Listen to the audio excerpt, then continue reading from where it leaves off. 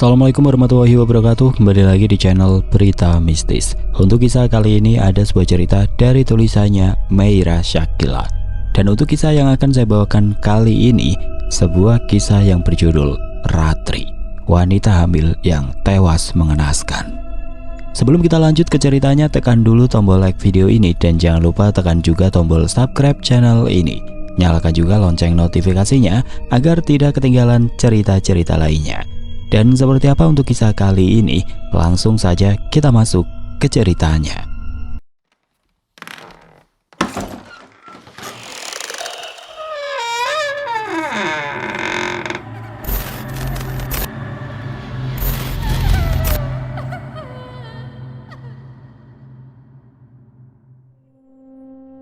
Ratri, tunggu, jangan lari kamu! Teriak seorang pria yang membawa sebuah kayu di tangannya. Di tengah derasnya hujan dengan guntur yang saling bersautan, beberapa pria sedang mengejar seorang wanita hamil yang sudah dalam keadaan tidak berdaya. Ratri, wanita yang sedang mengandung 9 bulan itu sedang berlari menerobos derasnya air hujan. Di dalam pekatnya malam, di tengah-tengah kegelapan dan di dalam hutan, ia menangis meminta pertolongan. "Tolong, jangan ganggu aku, pergilah!" Melas Ratri dengan langkah kaki yang terus berjalan tanpa alas. Rasa sakit di kakinya tidak ia hiraukan. Sudah hampir 1 jam ia berlari dan merasakan perutnya yang terasa kram. "Bos, wanita itu terus lari semakin jauh ke dalam," ujar pria bertopeng berbadan tinggi. "Sudahlah, kita kejar saja dan harus segera membunuhnya. Jika tidak, aku akan sangat marah," saut pria yang terlihat sedikit berjambang. 5 pria itu saling pandang. Tubuh mereka sudah merasakan dinginnya air hujan. Entah apa yang sebenarnya ingin mereka lakukan, namun apa yang dikatakan salah satu darinya jelas ingin membunuh wanita itu. Beberapa jam lalu Ratri berjalan menyusuri jalan setapak. Ia berjalan gontai merasakan perutnya yang semakin kram karena usia kandungan yang semakin tua. Ia berharap jika kelahiran pertamanya akan membawa kebahagiaan, namun ternyata di perjalanan menuju rumahnya ia dicegat beberapa pria. Yang membuat Ratri tidak mengerti, mereka ingin membunuhnya dan juga bayinya. Kemana wanita itu perginya? Pria berbadan sedikit gempal menyorot kegelapan di dalam hutan. Mereka mencari dengan penerangan senter yang mereka bawa dan harus segera menemukan Ratri sebelum ia lari dari cengkramaannya. "Bos, sepertinya dia lari ke arah sini. Lihat, ada jejak kaki," seru salah satu temannya. Mereka tersenyum dalam hatinya, merasa beruntung. Karena hujan mereda, mudah menemukan Ratri karena langkah kakinya meninggalkan jejak. Dengan cepat mereka lari dan mengejarnya, sehingga dari kejauhan terlihat Ratri masih berjalan terseok karena langkahnya yang mulai kelelahan. Dengan sedikit berlari, seorang pria melempar golok ke arahnya dan Ratri terjatuh kala kakinya terkena lemparan golok dan terluka. "Mau lari kemana kau? Sudah puas kau berlari dari kami," pekik pria gempal dengan rahangnya yang mengeras. "Siapa kalian?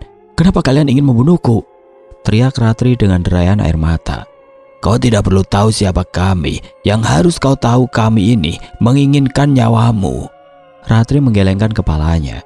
Tubuhnya makin ketakutan. Rasa sakit di perut dan kakinya membuat ia tidak bisa berbuat apa-apa. "Apa salahku? Kenapa kalian menginginkan nyawaku?" ucap Ratri dengan wajah memucat. Plak. "Sudah saya katakan kau tidak perlu tahu." Pria yang mereka sebut bos itu memberikan satu tamparan keras pada Ratri, membuat tubuhnya sedikit tersungkur dan darah menetes dari bibirnya. Ratri hendak bangkit tetapi rambut panjang Ratri ditarik oleh pria itu. Tatapannya begitu tajam melihat Ratri yang sudah meringis kesakitan. "Mau kemana kau? Kau harus merasakan apa yang dirasakan anakku," geram pria itu. "Apa maksud kamu?" Lagi tamparan mendarat di pipi mulus Ratri. Semakin Ratri bicara, ia semakin marah dengan tatapannya yang nyalang. "Kau pura-pura tidak tahu, atau kau memang tidak mau tahu? Kau sudah membunuh anakku." "Aku tidak mengerti maksud kamu." "Brengsek, dasar wanita jalang." Mata Ratri membola mendengar kata-kata yang begitu menyakiti hatinya, ditambah dengan mulut pria itu yang meludahi wajahnya. "Dengan tangan ini, kau membunuh anakku, Ratri."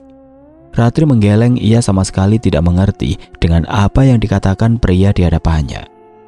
Plak, plak, Pria itu berkali-kali melayangkan tamparan pada wajah Ratri. Bahkan ia menendang perut buncitnya sehingga wanita itu memekik kesakitan. Wajahnya yang kian memucat karena derasnya air hujan semakin terlihat bak mayat karena mendapat siksaan dari pria yang tidak ia kenal. Ratri memegangi perutnya, memohon agar mereka tidak menyakiti bayinya. Kau tahu, anakku depresi dan akhirnya mati itu karena ulahmu.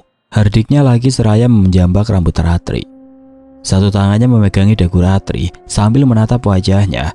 Kemarahan dengan dendam itu menyala-nyala di matanya. Perlahan ia menoleh pada tubuh Ratri. Perut buncit itu membuatnya tersenyum miris. Pantas saja Aditya tertarik padamu dan menolak anakku. Ternyata tubuhmu begitu indah. Lirik pria itu yang membuat Ratri membelalak. Ia menepis keras tangan pria itu yang menyentuh kakinya. Kenapa Ratri? Bukankah ini yang kau sukai? Kau sangat pandai menggoda pria, bukan? Aku bukan wanita murahan seperti yang kamu katakan. Lepaskan aku. Aku tidak mengenal dan tidak mengerti maksud ucapanmu. Ratri balik menghardiknya dengan tatapan tajam.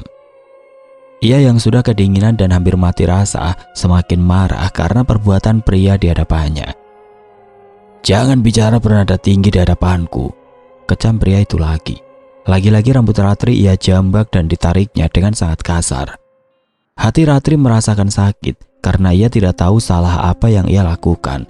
Tetapi pria itu terus bicara akan hal yang sama sekali ia tidak pahami. Pegang dia. Aku ingin tahu bagaimana ia melayaniku sehingga Aditya begitu tergoda olehnya. Bola mata Ratri membulat mendengar kata-kata pria itu. Ia hendak berontak, namun apa yang ingin kalian lakukan? Jangan sentuh aku, begik Ratri. Empat pria itu memegangi tangannya. Ratri memberontak kala tangan kekar pria berbadan kempal itu menyentuh bagian tubuhnya. Ia menangis, berharap ada seseorang yang menolongnya. Jangan, aku mohon, jangan sentuh aku, lepaskan. Teriakan Ratri tidak sama sekali didengar. Suara tawa di bawah guyuran air hujan itu seolah senandung dalam kesunyian.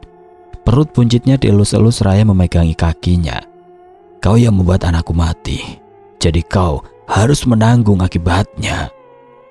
Ratri hanya menangis. Ia tidak tahu kesalahan apa yang dia perbuat sehingga membuat mereka melakukan hal yang sangat tidak pantas. Perlahan tangan pria itu membuka lebar-lebar kaki Ratri. Terlihat bagian pahanya yang putih meski ada bercak tanah yang mengotorinya. Pria itu menelan ludahnya lalu tersenyum sinis menatap wajah sendu Ratri. Pantas saja Aditya sangat mencintai kamu.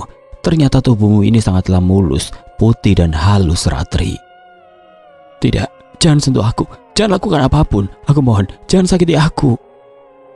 Permohonanmu bagiku hanya seuntai dosa yang tidak kamu akui Ratri. Bahkan apa yang aku lakukan tidak sebanding dengan kematian anakku. Jadi, nikmatilah permainan ini sebelum kau dan anak mati. Pria itu menarik paksa baju daster Ratri sehingga terlihat tubuhnya yang putih dan menggoda meski dengan perutnya yang besar. Ratri tidak bisa berbuat apa-apa, kakinya dibuka paksa sehingga dengan leluasa pria itu menjamah tubuhnya sampai akhirnya dia tidak.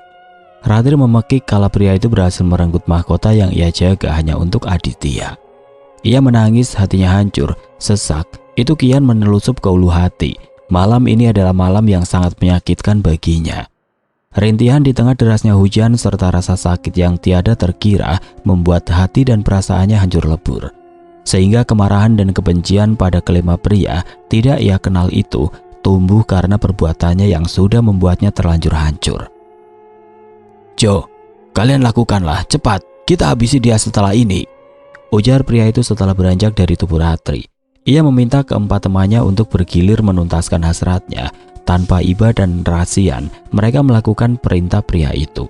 Ratri merasakan sakit di perut dan bagian intimnya, nafasnya tersegal dengan tubuh yang kian kram karena dinginnya air hujan. Wajahnya memucat, bibirnya memutih bak mayat, tangisnya seolah senandung di malam yang sunyi yang menemani riuh rintik hujan deras dan desir angin yang berhembus. Setelah selesai, pria-pria itu mengangkat tubuh Ratri agar ia menatap pria di hadapannya. Ia kembali menjambak dan menginjakkan kakinya. Tawa dan wajahnya yang sangar terlihat dari sedikit celah lubang bagian mata dan bibir. Dasar bajingan. Ratri meludahi pria itu dengan wajah memucat. Plak, brengsek, berani kau ah? Pria itu menendang tubuh dan perut Ratri. Wanita itu bergetar merasakan sakit di bagian tubuh dan perutnya. Kepalan tangan hendak memukul pria itu. Tapi, kau harus mati Ratri. Cep. Mata Ratri membulat. Kala sesuatu terasa menancap di perutnya, ia menunduk perlahan melihat darah yang mulai menetes dari rasa sakit yang terasa. Kau, aku akan membunuhmu dan juga bayimu. Seret. Pria itu kembali menghunuskan pisau tajamnya ke perut Ratri dan menggoresnya menjadi luka panjang. Tidak, bayiku. Kau kejam. Kenapa menyakitiku dan bayiku? Suaranya kian gemetar dengan nafas yang tersegal menahan sesak di dadanya. Harapannya untuk melihat sang bayi sirna. Perutnya terluka karena tajamnya pisau yang membuatnya tidak bisa merasakan lagi kehadiran bayi dalam perutnya. Ia menggeleng lemas. Air mata membanjiri kedua pipinya. Rasa sakit, dendam, marah itu menjadi satu. Aku bersumpah akan menemukan kalian dan membalas kalian semua. Ingat baik-baik, akan aku bunuh anak keturunan kalian. Akan ku kejar meski ke ujung neraka. Diam, kau sudah mati. Masih saja terus bicara. Lihat apa yang akan kulakukan pada tubuh dan bayimu. Dengan tatapan tajam ia menatap teman-temannya memberikan isyarat untuk kembali memegangi tangan Ratri. Lalu ia menunjukkan pisaunya di tangannya. Dan ini untuk anakku. Dan ini untuk hadiahnya, karena kau sudah membuat istriku membenciku karena tidak bisa menyelamatkan anakku. Ratri mengejang, matanya melotot dengan tubuhnya yang menggelinjang. Tetapi tanpa henti pria itu merobek paksa perut Ratri dan menarik paksa bayi tidak berdosa yang sudah tidak bernyawa dengan luka di bagian perut dan kepalanya yang terkena hunusan benda tajam yang sebelumnya ia tancapkan di perut Ratri. Selamat tinggal. Tubuh Ratri tidak lagi bergerak. Pandangannya memudar dan gelap. Namun sebelum ia menutup mata, pria itu membuka penutup wajahnya dan diakhiri hembusan nafasnya. Ratri melihat samar wajah yang melangkah meninggalkan tubuhnya dalam keadaan mengenaskan. Kau... Tidak, Ratri. Pekikan Aditya membuat beberapa warga terdiam. Ia menangis histeris dengan tubuhnya yang ambruk ke tanah. Pandangannya berbayang, menatap tubuh istrinya yang ditemukan warga dalam keadaan tidak bernyawa dan mengenaskan. Jam 06.15 pagi, Aditya yang sedang gelisah menunggu kabar istrinya tertegun. Kala seorang pria pencari kayu bakar tergopoh-gopoh lari, menghampiri sambil terus memanggil namanya. Adit, Adit! Panggilnya dengan nafas ngos-ngosan. Aditya menghampiri dan menegurnya agar tidak berlari. Namun pria itu tetap lari dengan wajah sedikit pucat. Pak, jangan lari pak, cemas Adit sambil memapahnya. Adit, bapak melihat Anu, ucapnya terbata. Tenang pak, coba tarik nafas dulu dan bicara pelan-pelan, tuturnya. Ia pun memberikan satu gelas teh yang ada di atas dipan miliknya. Pria parubaya itu meminumnya dengan sangat rakus. Lalu ia menatap Aditya dan berkata, ada mayat. Ratri mati, Dit. Maksud bapak? Ratri jadi mayat, Dit. Dia sudah mati, perutnya bolong. Ada bayi di sampingnya. Adit tidak percaya dengan apa yang dikatakan pria itu. Ia hanya tersenyum dan berkata, apa Pak Usman ngelindur? Pak Usman menggelengkan kepala. Tidak, Adit. Saya melihatnya sendiri. Mayat itu ada di rawa sendu. Ratri sudah mati. Cukup Pak Usman. Pagi-pagi jangan bikin saya kesal. Istri saya itu sedang di rumah ibunya. Mana mungkin dia mati? Tanpa bicara, pria parubaya itu menarik tangan Aditya. Berkali-kali Adit hendak melepaskan diri, namun pria itu menariknya dengan paksa. Ia tidak peduli batu kerikil yang ia injak membuatnya terluka. Ia tidak peduli dengan kemarahan Aditya karena menganggapnya gila. Pak Usman hanya ingin menunjukkan sesuatu yang pagi sekali ia temukan bukanlah hal yang menyenangkan, melainkan sesuatu yang akan membuat Aditya dan dirinya terkejut dan shock. Sesampainya di dalam hutan, tepatnya di sebuah rawa di samping mereka, terlihat sosok wanita tanpa busana, tergeletak dengan keadaan tubuh yang koyak, perutnya bolong, dan bayi yang sama mengenaskan di sampingnya. Pandangan Aditya seketika kabur, Netranya nanar dengan genangan air mata yang hendak jatuh. Tidak, Ratri. Bayangan demi bayangan melintas di benaknya. Ia hanya mengusap wajah dan berkata, ini pasti mimpi. Ia menatap Pak Usman dan beberapa warga yang ikut ketika melihat Pak Usman menarik Aditya. Astaga, itu Ratri. Iya, itu juga bayinya ya. Ya Allah, kenapa bisa Ratri seperti ini? Apa yang terjadi sama dia? Bisik-bisik warga terdengar di telinga Aditya. Perlahan ia kembali menatap sosok wanita berambut panjang itu. Lihat baju yang ada di sampingnya, teringat jika Ratri sebelumnya memakai baju itu. Ratri, apa yang terjadi sama kamu? Apa yang terjadi sama anak kita? Aditya histeris menatap tubuh istri tercintanya yang sudah membiru dengan darah di sekujur tubuhnya. Adit, ini ada apa? Seru seorang ibu yang baru datang. Ia terkejut kala melihat Aditya sedang menangis memeluk jasad istrinya. Ratri, Adit, ada apa ini? Kenapa dengan Ratri? Pegiknya saat melihat Ratri yang sudah tidak bergerak. Perlahan warga datang. Pak Usman menutup tubuh Ratri karena warga semakin banyak. Semua terkejut melihat Ratri yang sudah menjadi mayat. Ratmi memangku bayi tidak berdosa yang sudah memucat dengan tangan gemetar. Gusti, cucuku, malang sekali nasibmu. Tari terhuyung setelah melihat luka pada bagian kepala dan perut bayi mungil itu. Ada bekas tangan di bagian lehernya yang begitu jelas. Adit, siapa yang melakukan ini? Siapa yang sudah membunuh anak dan cucuku? Teriak Tari dengan pandangan tajam. Aditya tidak bergerak. Ia hanya menangis sesegukan memeluk jasad istrinya.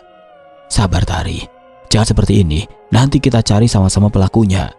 Tidak, anak dan cucuku mati. Kalian lihat, anakku mati. Siapa yang membunuhnya? Kenapa kalian jahat dan kejam pada putriku? Apa salah anakku? Tari histeris. Ia yang semula seakan tidak percaya melihat tubuh bayi itu seketika terhenyak. Semua orang hanya menatap iba, tidak ada yang tahu siapa yang melakukan hal sekeji dan sekejam itu pada Ratri. Beberapa bekas sayatan di perut dan robekan yang membuat orang-orang kian ngilu saat melihatnya. Kemarin saya lihat dia ke rumah mertuanya kan, dia baik-baik saja. Kok pagi ini dia sudah begini? Iya, kemarin dia berjalan sambil menenteng rantang. Saya juga melihatnya. Siapa yang tega sama dia ya? Dia kan wanita baik. Baik, itu menurut kalian. Kita nggak tahu dia itu yang sebenarnya. Timbal seorang pria yang tiba-tiba datang.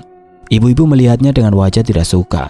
Gustian, pria bertubuh tambun berwajah prongos itu seakan tidak berpikir ketika berkata hal yang tidak seharusnya dikala semua orang sedang berduka. Sudah, biarkan saja orang itu. Memang dia udah benar-benar gila. Pak, lebih baik segera bawa jasadnya. Kita harus segera mengurusnya. Kasihan Ratri dan bayinya. Tutur seorang pria pada Pak Usman. Dengan wajah sedih Pak Usman mengangguk pelan. Ia menatap Aditya yang terus menangis, menciumi dan memeluk tubuh istrinya. Perlahan ia melangkah mendekati Adit. Menepuk pundaknya seraya menguatkan. Adit. Adit mendongak dengan wajah sembab. Matanya yang merah, air matanya terus mengalir di kedua pipinya, membuat Pak Usman semakin merasa terluka. Tidak ada yang tidak kecewa. Kematian Ratri bagai pisau menusuk hati mereka.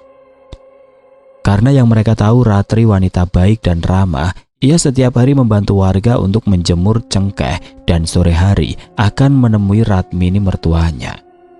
Ia setiap hari akan membawakan makanan karena Ratmini tinggal di gubuk kebun tebunya. Ia sudah terbiasa sendirian sejak kepergian suaminya, hingga Adit yang merawatnya hanya akan menemui dia setiap 2 atau 3 hari sekali. Namun Ratri yang akan mengantarkan makanan setiap pagi dan sore. Dia tidak bisa dimakamkan di tanah milikku. Kematiannya tidak wajar. Aku tidak terima. Dek. Suara seseorang membuat semua menoleh. Ternyata dia. Apa maksud juragan? Kenapa anak saya tidak boleh dimakamkan di sana? Tanya Tari sendu. Tari, kamu gak mikir kematian Seruni itu aneh? Lihat, dia sedang hamil. Berarti dia bukan wanita baik yang seperti kita lihat. Tentunya dia gak akan seperti ini dibunuh oleh orang lain. Teriaknya di hadapan semua warga. Tari meremas dadanya. Ia tidak menyangka kematian Ratri membawa sebuah cerita tidak benar. Padahal semua orang tahu jika Ratri anak yang baik. Bahkan ia tidak banyak gaul dengan siapapun selain saat dia membantu Tari dan ibu-ibu lainnya. Juragan, maaf, jangan seperti ini. Jasadnya sudah harus dimakamkan. Lihatlah, keadaannya sangat mengkhawatirkan. Setelah itu kita semua mencari tahu siapa pelaku yang sudah membunuhnya. Pak Usman menghampiri dan menjelaskan jika keadaan Ratri sudah sangat menyedihkan. Tidak, saya tidak mau tubuh kotornya itu dimakamkan di tempatku, tegasnya membentak Pak Usman. Tanpa bicara lagi, pria yang disebut juragan itu berbalik badan dan meninggalkan semuanya. Warga menggeleng lemas dengan sikap juragannya, padahal Ratri sedang mengalami hal yang sangat mengenaskan. Semua orang sudah berkumpul di rumah Tari. Bahkan Ratmini pun sudah hadir dan menangis di dalam kamarnya. Mereka semua masih dalam keadaan bingung. Kematian Ratri saja masih menjadi teka-teki karena belum mendapat kabar pasal pembunuhnya. Namun sekarang mereka risau. Setelah selesai memandikan dan mengkafani Ratri dan bayinya, semua terdiam harus dibawa kemana karena pemakaman tidak menerima jasad Ratri dan bayinya. Mak, lalu kita kuburkan di mana mayatnya? Tanya Japra pada Tari. Pra, Emak. Ratri, abang mohon jangan tinggalkan abang. Bangunlah, lihatlah bayi kita, Tri. Suara pekikan dan kehancuran terdengar menyayat di dalam rumah. Dilihatnya oleh Tari. Ternyata Adit sedang kembali memeluk jasad istrinya. Ia menangis sambil terus berusaha mengguncang tubuh Ratri. Adit, ibu mohon hentikan, nak. Jangan seperti ini, kasihan Ratri. Tari dengan sedikit lari memeluk menantunya.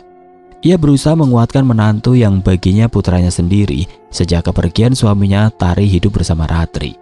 Dan setelah menikah, mereka hidup bersama tanpa ada sedikit pun bicara akan hal yang menurut mereka tidak berguna. Ibu mohon sadar, Adit. Lirik Tari lagi. Adit terdiam. Ia tidak lagi mengguncang tubuh istrinya. Tidak lama terdengar Ratmini berbicara. Ia mengusap wajahnya lalu. Sabar, Adit. Jangan seperti ini, kasihan istrimu, biarkan dia tenang, nak. Tuturnya sambil mengusap pundak sang putra. Bu, bagaimana bisa aku tenang? Istriku mati mengenaskan seperti ini. Lihat bayiku, Bu. Dia sangat tampan, tapi aku tidak bisa menggendongnya. Aku bahkan belum sempat mendengar dia memanggilku dengan sebutan ayah. Tangis pilu Adit menatap jasad anak dan istrinya. Aditya adalah pria tampan yang memang mencintai Ratri sejak ia mengenalnya di kebun. Ratri yang sedang mengambil kayu bakar bertemu dengan Adit yang sedang membantu Ratmini. Hingga akhirnya Adit jatuh hati melihat keramahan dan kecantikan Ratri, meski ia selalu dikejar-kejar dengan beberapa gadis. Putari, semua sudah siap, tetapi mau di mana Ratri dimakamkan? Ujar seorang pria yang datang dari dalam ruangan. Adit, Ratmini dan Tari mencelos sedih. Hatinya bak diiris melihat kematian anak cucunya yang sangat menyedihkan. Bahkan untuk penguburan mereka, semua dipersulit karena kematiannya yang tidak wajar. Gali saja di belakang rumah, Pak, saut Adit gemetar. Belakang rumah? Ulang Ratmini. Adit mengangguk. Tidak ada pilihan lain, Bu. Biar aku juga bisa setiap hari melihat mereka, karena pemakaman sudah tidak ada selain di tanah Juragan Wira. Jawabnya lagi. Memang benar, pemakaman desa sunyi hanya di tanah milik Juragan Wira. Juragan yang terkaya di sana, pemilik perkebunan teh dan juga karet. Dengan terpaksa Pak Ilham mengangguk dan beranjak keluar rumah.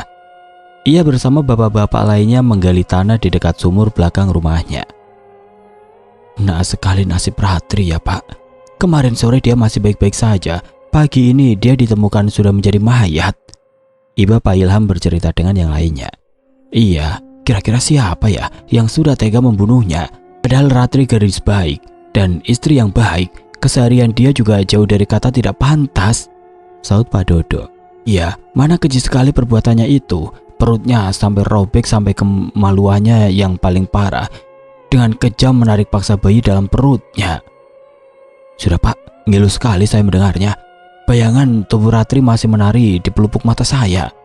Ya sudah, kita lanjut. Hari makin siang dan terlihat sedikit mendung. Mereka pun mengangguk, lalu menggali tanah dan segera menyelesaikan pekerjaan mereka. Pukul 14.30 mereka semua sudah siap. Tubuh Ratri sudah dibawa dan hendak dimasukkan ke dalam peristirahatan terakhirnya. Pak Dodo dan teman-temannya hendak memasukkan Ratri ke dalam tanah. Namun, angin bertiup kencang, membuat daun dan ranting kering berterbangan. Mata semua tertutup oleh tangan karena angin yang begitu kencang. Ya Allah, ada apa ini, Pak? Sampai beberapa detik angin kembali tenang dan suasana terlihat tegang. Kematian Ratri seolah membuat kesan yang akan membuat perubahan di desa sunyi. membuat tubuh-tubuh itu seketika terdiam dengan pikiran yang melayang-layang. Pak Dodo pun dengan cepat memasukkan tubuh Ratri, namun saat kayu-kayu penutup jasad hendak ditutup, Adit berteriak, "Pak, Ratri masih hidup, dia belum mati, saya mendengar panggilan istri saya." Mata semua orang membulat mendengar Adit yang berteriak juga loncat ke dalam kuburan. Apa yang terjadi? Benarkah Ratri masih bersuara atau hanya pikiran Adit saja? Cerita beralih ke sudut pandang Aditya. Malam ini malam yang paling menyakitkan bagiku. Malam yang panjang tanpa ditemani Ratri istriku. Kutatap kasur yang biasa di sana tertidur tubuh yang sedang buncit dengan wajah lelah di sampingku. Kini, tidak aku dapati lagi dia di sana dan hanya ruangan gelap yang menemaniku. Serak. Pandanganku berbalik pada jendela. Jendela kayu itu terbuka dan bergerak karena angin yang bertiup. Suasana sangat berbeda. Biasanya malam seperti ini para warga masih ramai dan masih lalu lalang. Tapi malam ini kulihat halaman rumah yang nampak sepi dan sangat berbeda. Namun saat aku menatap kosong halaman, tiba-tiba saja hidungku mencium aroma tidak sedap. Bau amis dan busuk yang sedikit menyengat di penciumanku. Kulangkahkan kaki menuju jendela, melihat sekitar yang terlihat sangat sepi dan sangat gelap. Aku terdiam. Kala telingaku sedikit mendengar suara tangisan seseorang. Kualihkan pandangan pada sisi rumah, nampak gelap karena lampu hanya ada di belakang dan di depan. Mataku menyipit, terlihat gundukan tanah yang masih basah dan merah, tentunya kuburan istri dan bayiku. Namun saat mataku sedang menatap lekat gundukan tanah itu, aku seperti melihat sesuatu. Kuusap mataku berkali-kali, tapi tetap terlihat seperti ada orang di sana. Bahkan bau amis dan busuk itu kian pekat di penciumanku. Bau apa ini? Kenapa menyengat sekali? Ucapku sambil mengibaskan tangan. Mataku kembali menatap samping rumah, namun baru saja aku memiringkan kepala, aku melihat sesuatu yang merangkak. Astagfirullah, apa itu? Liriku sambil kembali mengucek kedua mata. Namun saat kembali membuka mata, aku dibuat syok. Wajah hancur dengan darah dan lendir menatapku dari jarak yang hanya sejengkal saja. Nafasku tertahan, tubuhku kaku dan bibirku rasanya keluh. Peluh di wajah bercucuran, tapi kakiku sama sekali tidak bisa bergerak dan seolah terkunci rapat. "Tolong aku, sakit," rintis sosok di hadapanku. Rambutnya panjang terurai, bola matanya sedikit menonjol, kulit tangannya mengelupas dengan darah yang mengalir dari setiap koreng di kulitnya. "Bang, tolong Ratri." Dek, mataku membulat. Sosok itu menyebut nama istriku. "Siapa kamu?" ucapku terbata. Sosok itu melayang menjauh, bau anyir dan bangkai busuk pun ikut menghilang. Ratri, apa maksud perkataanmu?" "Puk, Adit, ada apa nak?" Suara ibu memanggil dari balik pintu. Aku masih menatap, sosok yang masih menatapku dengan wajahnya yang sendu. Aku bisa melihat sorot matanya yang merah, ia sepertinya sangat aku kenal. "Adit," aku menoleh pada ibu. "Bu, itu..." Sosok itu tidak ada. Aku memutar pandangan. Aku tidak salah. Tadi dia berdiri tidak jauh dari pohon mangga samping rumah, tepatnya dekat makam istriku. "Ada apa? Kenapa kamu manggil-manggil istri kamu?" tanya ibu sambil celingukan, menatap heran wajahku. "Bu, tadi Adit lihat sosok menyeramkan, wajahnya hancur, penuh darah dan lendir. Tadi dia di sana, dia bilang tolong Ratri, Bu." Ibu menatap sekitar, lalu menutup jendela dan mengusap punggungku. "Kamu tidak boleh melamun. Kasihan istri kamu jika melihat kamu seperti ini. Jangan juga biarkan pikiran kamu kosong. Ingat, desa ini sudah terbiasa dengan hal semacam itu. Mungkin saja itu hanya ingin mengganggu kamu, biar kamu terus larut dalam kesedihan," ucap ibuku dengan wajah sayu. Dia memang bisa menasihatiku, tapi aku tahu jika dirinya juga merasa kehilangan. "Ibu, tarik kemana, Bu?" Dia berbalik menatap pintu kamar yang tertutup. "Dia sudah istirahat, sepertinya masih merasa kehilangan atas kepergian Ratri, nak." Tentu bukan hanya ibu yang kehilangan, aku juga sama, Bu. Aku kehilangan istri dan calon bayiku. Pagi ini aku bangun dari subuh, langkah gontai menghampiri kuburan istri dan bayiku. Tangisku kembali pecah, mengingat kenangan kami di mana dia yang selalu menyiapkan semua kebutuhanku. "Sayang, kenapa secepat ini kamu pergi?" Aku genggam tanah yang menjadi pusara istriku. Rasa sesak begitu terasa, sakit dan hancur kehilangan orang yang begitu aku cinta. Maafkan abang, abang tidak bisa melindungi kalian. Jika mengingat semuanya, rasanya aku ingin segera mencari orang yang sudah melakukan ini pada istriku. Entah apa kesalahannya sampai dia mendapat perlakuan seperti ini. Namun aku tetap yakin jika ini hanya perbuatan manusia tidak berhati dan hanya iblis yang bisa melakukan ini. Perlahan aku beranjak karena harus segera pergi ke perkebunan tebu dan cengkeh milik ibu. Namun langkahku terhenti kala bau bunga melati mengusar di sekitar kuburan Ratri. Mataku celingukan, tidak ada bunga melati di sini. Bahkan di kebun warga pun tidak pernah melihatnya. Tapi kenapa baru ini sangat wangi dan menyengat? Hingga beberapa detik akhirnya aku putuskan pergi. Lama-lama melihat pusara Ratri hanya membuat dadaku kian sakit. Nak Adit, sing sabar ya nak. Iya nak, kamu harus ikhlas. Semoga yang sudah membunuh Ratri segera ditemukan dan segera mendapat balasan. Makasih bu, ibu, jawabku singkat. Sepanjang perjalanan semua warga masih bersimpati. Mereka masih memberikan doa untuk istriku yang sudah pergi dengan keadaan mengenaskan. Senyumku kini tidak lagi sama. Sapaan warga begitu menyisip hati yang masih terasa perih. Haruskah aku tidak kemana-mana? Tapi harus aku menyiapkan semuanya. Nanti malam aku ingin mengadakan acara untuk istriku. Lihat, Aditya yang baru saja ditinggal istrinya. Dia pasti sangat terpukul karena istri cantik yang selalu menggoda pria lain itu sudah tidak ada.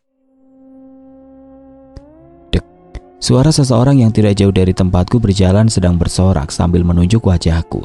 Suaranya mampu membangkitkan amarah dan kekesalan di hatiku hingga akhirnya aku.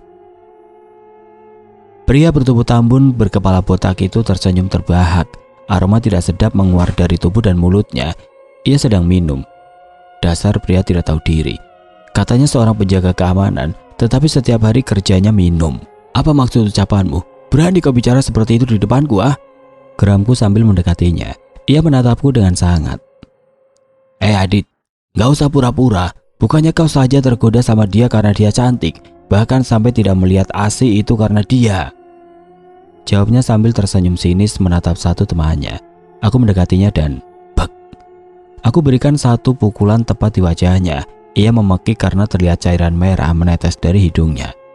Jangan sesekali samakan Ratri dengan wanita lain. Istriku tidak menggodaku. Aku jatuh cinta sama dia karena memang aku mencintainya. Asi, apa katamu? Secantik apapun dia, tidak akan bisa disamakan dengan istriku. Adit, sudah. Jangan diteruskan, nak.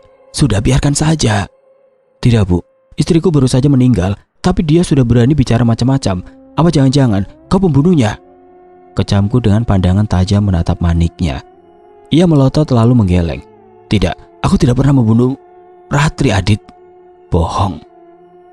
Sudah, kamu ini selalu bikin masalah. Bukannya menjadi pengaman yang baik malah selalu membuat rusuh. Sudah, pergi sana. Ayo Adit, jangan diteruskan. Kamu kan tahu dia begitu sejak kalian menikah. Bu Mira membawaku yang masih dalam keadaan kesal dan marah. Kuraup wajah dengan kasar, bahkan peluh pun sudah membanjiri seluruh wajah ini. Suasana pagi ini sangat tidak baik. Kepergian Ratri semakin membuatku sakit. Iya, sejak kami menikah memang selalu saja Ratri dikatakan sebagai wanita penggoda, hanya karena aku yang mencintainya dan tidak pernah menerima cinta seorang gadis dari desa sebelah. Asi, dia seorang gadis cantik berbadan sintal, anak dari seorang wanita parubaya yang tidak bisa bicara. Aku menolaknya karena memang tidak pernah mencintainya, bahkan jauh dari sebelum aku mengenal Ratri istriku. Adit, ibu harap kamu jangan emosi, anak. Sepertinya kematian istri kamu itu memang sengaja. Oh ya, ibu mau tanya, apa semalam kamu mengalami sesuatu? Tanya Bu Mira sedikit berbisik. Membuat aku menoleh dengan tatapan penuh selidik. Apa maksudnya mengalami sesuatu? Maksud ibu? Dia menarik nafasnya pelan. Semalam tetangga banyak yang mendengar suara tangisan dan minta tolong, Dit. Ucapnya ragu. Tangisan? Aku sedikit tidak mengerti, tapi sepertinya semalam memang terjadi sesuatu. Maipa semalam melihat seorang wanita di halaman rumahnya, perutnya sobek dengan darah yang terus mengalir. Katanya wajahnya hancur dan pucat. Ujar Bu Mira sambil berkeringat dingin. Ya Allah, ada apa ini? Apa semalam aku juga melihat sesuatu yang sama? Tidak Bu, aku tidak mengalami hal apapun. Sepertinya mereka ini hanya membuat cerita dan mengarang saja. Sungguh? Tanyanya penuh selidik. Aku pun mengangguk berusaha meyakinkan. Tidak mungkin aku mengatakan padanya jika aku juga mengalami hal yang sama. Jika semua orang tahu, mereka akan membuat cerita yang akan membuat nama istriku makin tercoreng. Bu, aku pamit duluan. Ibu sudah menunggu. Pamitku lebih cepat. Tanpa menunggu, ia menjawab aku meninggalkannya. Aku semakin gelisah. Kepergian istriku sepertinya menyimpan sesuatu. Matahari kian terik. Desa sunyi nampak sepi bagaikan namanya. Biasanya anak-anak akan bermain dan ramai, namun hari ini hanya terlihat keramaian para warga yang baru kembali dari ladang. Di rumah Tari, ia masih duduk dengan pandangan kosong.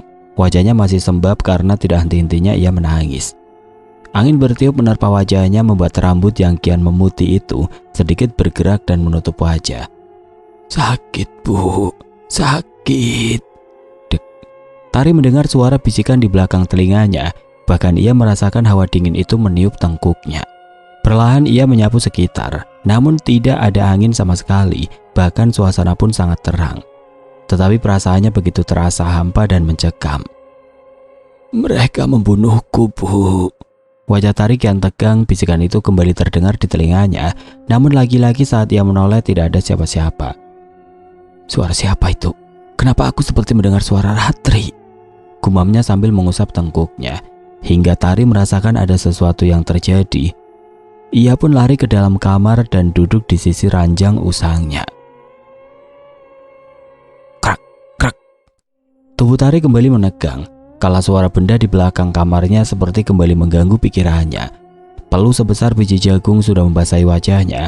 Tangannya sedikit gemetar. Adit, kamu sudah pulang, Nak? Teriaknya berusaha tenang dan mencairkan suasana yang ia rasa sedikit berbeda. Hingga beberapa kali ia bersuara namun masih tidak ada jawaban. Ia pun berusaha berdiri dan beranjak menuju jendela. Perlahan tangannya mencekal tali yang ia ikatkan pada paku dan hendak membuka jendela. Perlahan jendela terbuka tapi wajah dan mata Tari seketika berubah. Dan Tari terhuyung dengan keringat dingin di wajahnya. Tidak lama terdengar suara langkah kaki dan mendekat. Bu, ada apa Bu? Tari berbalik perlahan menatap suara yang datang dari belakang. Dengan gugup ia menjawab. Tadi ibu... Bu, wajah ibu pucat. Lebih baik ibu istirahat ya. Adit membantu mertuanya dengan membawa kembali Tari ke atas ranjang. Wajah Tari terlihat pucat. Entah apa yang dia lihat sehingga membuatnya begitu terkejut. Adit pun beranjak menuju keluar kamar, hendak mengambilkan minum untuk ibu dari istrinya itu. Perlahan Tari mengusap wajahnya berkali-kali, menarik nafas dan mencoba mengingat Tuhan. Tidak, tadi itu pasti salah lihat. Anakku sudah mati, Ratri baru saja meninggal. Lirik Tari sambil menatap nanar ke arah jendela. Tidak lama Adit kembali membawa sebuah gelas berisi teh manis hangat. Ia pun menaruhnya di atas nakas usang yang hampir rapuh dimakan rayap. Ibu tidak apa-apa? Tanya Aditya. Tari menggeleng sambil tersenyum tipis. Tidak Nak, ibu baik-baik saja. Ibu lihat apa? Kenapa sampai terkejut seperti itu? Tidak, ibu hanya teringat Ratri. Ibu masih tidak percaya akan kepergian dia, Dit. Bu, bukan hanya ibu yang kehilangan, saya juga, Bu. Saya juga masih belum percaya, tetapi kenyataannya Ratri memang sudah tiada. Ibu masih belum terima, Dit. Ratri mati dengan keadaan mengenaskan. Saya akan mencari tahu, Bu. Siapa yang sudah kejam membunuh Ratri, Bu? Ucap Adit pada akhirnya. Tapi sekarang ibu harus bisa ikhlas. Apalagi sebentar lagi tetangga akan datang untuk membantu mendoakan Ratri dan bayinya. Saya juga sudah memanggil Mak Ipah untuk bantu ibu masak mempersiapkan acara tahlil nanti malam. Ya sudah, maaf ibu merepotkan kamu, Nak. Tidak apa, Bu. Adit pergi ya, masih ada urusan. Tari mengangguk. Adit pun meninggalkan mertuanya yang masih terlihat sedih. Rasa kehilangan itu masih sangat membuatnya tidak percaya. Apalagi wanita yang tidak banyak bicara pada siapapun. Bahkan dengan Ratmini saja ia sangat pendiam. Sejak kepergian Ratri, bahkan bisa dihitung di seberapa kali dia bicara. Itu pun hanya mengatakan sepatah dua patah kata, hanya karena Ratmi yang terus ada di sampingnya saat itu. Tari pun beranjak setelah perasaannya sedikit tenang. meski pikirannya masih melayang dengan apa yang dilihatnya beberapa waktu lalu. Sosok wanita berdiri di bawah pohon tepat di samping kamarnya. Wajah pucat dengan mata yang membola nyaris membuatnya tidak sadarkan diri.